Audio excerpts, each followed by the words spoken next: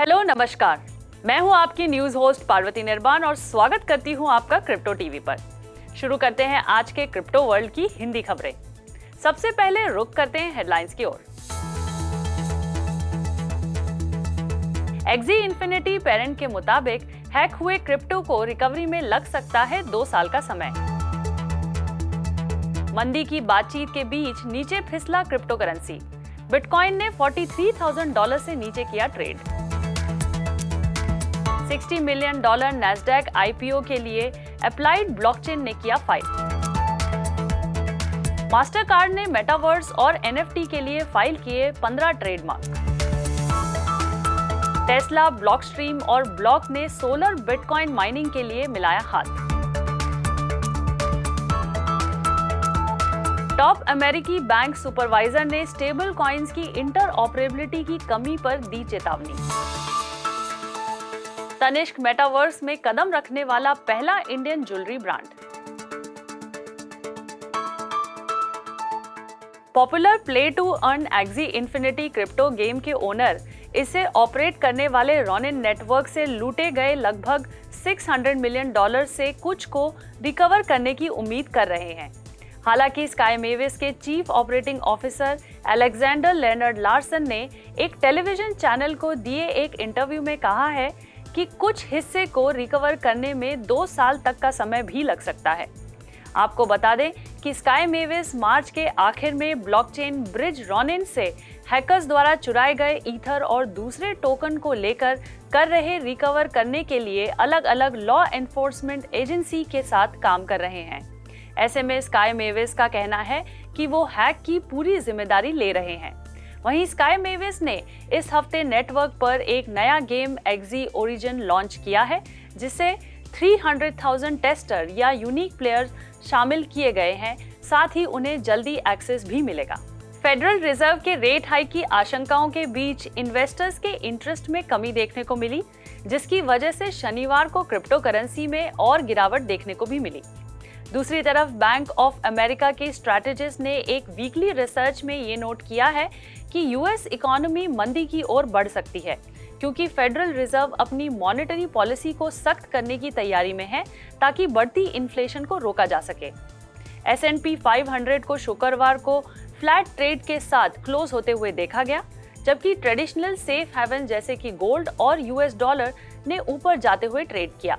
इन सब के बीच बिटकॉइन को पिछले 24 घंटों में लगभग 3% की गिरावट के साथ लगभग $42,300 पर ट्रेड करते हुए देखा गया, जबकि ईथर को 1% से नीचे आते हुए लगभग $3,200 पर देखा गया। उसी समय के दौरान near crypto currency banking layer 1 blockchain near अपने हालिया फंड रेस और स्टेबल कॉइन लॉन्च की बातचीत के बाद 2% से ऊपर ट्रेड करते हुए देखा गया। Enterprise blockchain firm applied blockchain ने नैस्डैक ग्लोबल सिलेक्ट मार्केट में एक इनिशियल पब्लिक ऑफरिंग में $60 मिलियन शेयर बेचने के लिए फाइल किया है।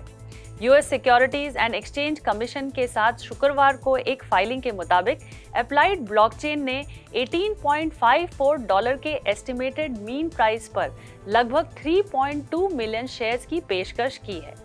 दरअसल फर्म APLD टिकर के तहत नैस्डैक ग्लोबल सिलेक्ट मार्केट में लिस्ट होने का इरादा रखती है। वहीं जुटाई गई फंडिंग से कंपनी का प्लान है कि वो साइट्स को नए को-होस्टिंग फैसिलिटीज के लिए सिक्योर करे और एनर्जी सर्विसेज एग्रीमेंट्स में दूसरों के साथ एंट्री कर सके। Global payment facilitator Mastercard international INC virtual economy में एक प्रमुख खिलाड़ी बनने के लिए मेटावर्स में आगे बढ़ रहा है।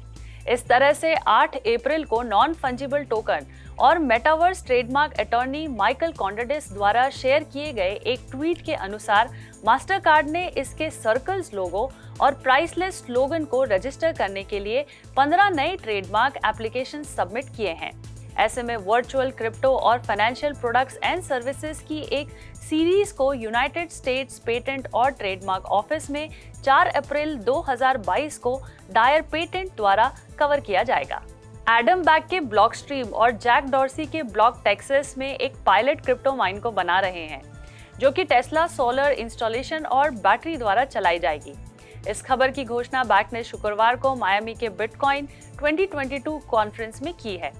डॉर्सी के ब्लॉक, जिसे पहले स्क्वायर कहा जाता था, ने पिछले जून में डील की तरफ इशारा किया था, जब उसने ब्लॉकस्ट्रीम के साथ सोलर पावर माइन बिल्ड करने के लिए पार्टनरशिप के साथ $5 मिलियन इन्वेस्ट करने की घोषणा की थी।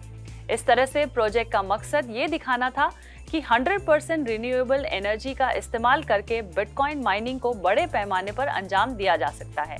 US office of the controller of currency के माइकल सू ने शुक्रवार को ब्लॉकचेन में स्टेबल कॉइन के बीच फर्क की कमी के मुद्दे को हरी झंडी दिखाई, जो प्रोडक्ट को ट्रांजैक्शन को बड़े पैमाने पर अपनाने से रोक सकता है।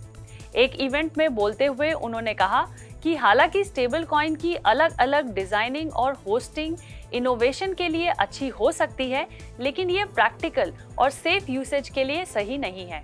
सू ने ये भी नोट किया कि एक ही तरह के टोकन जैसे कि टेथर अलग अलग ब्लॉकचेन में एक जैसा नहीं है, न ही ये दूसरे डॉलर आधारित टोकन के साथ सीधे एक्सचेंजेबल है। उन्होंने ये भी कहा कि वो लोगों को छोड़कर इन सो कॉल्ड फाइनेंशियल गार्डन्स को लेकर भी चिंतित हैं। टाइटन का फ्लैगशिप ज्वेलरी ब्रांड तनिष्क इस सेगमेंट में मेटावर्स यूनिवर्स में एंट्री करने वाली पहली इंडियन कंपनी बन गई है। तनिष्क ने अपनी इस नई शुरुआत को रिवाह के लॉन्च के साथ किया, जो कि एक वेडिंग ज्वेलरी पर फोकस सब ब्रांड है। तनिष्क द्वारा उठाए गए इस नए कदम का मकसद लोगों द्वारा मेटावर्स में लॉन्च किए गए कलेक्शन को आसानी से ट्राई कर फिजिकली अपना बना देने में आसानी करना और नया अनुभव देने का है। इस तरह से शुक्रवार को BSE पर टाइटन के शेयर करीब 55 रुपए यानी कि 2% की बढ़त के साथ 2514.5 रुपए पर बंद हुआ। आज की खबरों में बस इतना ही। क्रिप्टो वर्ल्ड की डेली न्यूज और अपडेट्स के लिए देखना ना भूलें हिंदी न्यूज बुलेटिन दिन में 2 बार सिर्फ क्रिप्टो टीवी पर। मैं पार्वती निर्माण अब आपसे विदा लेती हूँ। टाटा, बाय बाय और नमस्कार। फिर मुलाकात होगी, तब तक देखते रहिए क्रिप्टो टीवी।